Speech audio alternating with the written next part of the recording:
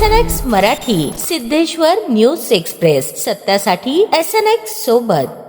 Bharat America व्यापार करारातील कथित शेतकरी विरोधी व जनविरोधी तरतुदींविरोधात संसद परिसरात विरोधी पक्षांनी आक्रमक भूमिका घेत जोरदार निषेध आंदोलन छेडले. मकरद्वार संसद भवन येथे काँग्रेससह विविध विरोधी पक्षांच्या खासदारांनी एकत्र येत केंद्र सरकारवर टीका केली. या आंदोलनात खासदार प्रियांका गांधी आणि प्रणिती शिंदे यांच्यासह अनेक वरिष्ठ खासदारांची उपस्थिती होती. देशाच्या सार्वभौम हिताशी तडजोड करणाऱ्या कोणत्याही अटी मान्य होणार नाहीत, असा स्पष्ट इशारा यावेळी देण्यात आला. खासदारांनी सांगितले की प्रस्तावित करारातील काही तरतुदी शेतकरी, कामगार, लघु उद्योग आणि सर्वसामान्य नागरिकांच्या हिताला धक्का देणाऱ्या आहेत.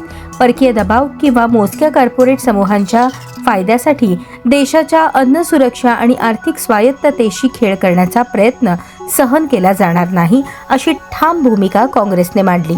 दरम्यान शेतकरी संघटनांनी दिलेल्या अखिल भारतीय बंदच्या हाकेला काँग्रेसने उघड पाठिंबा जाहीर करत शेतकऱ्यांच्या लढ्यात आम्ही रस्त्यावरही आणि संसदेतही सोबत आहोत, असा स्पष्ट संदेश दिला.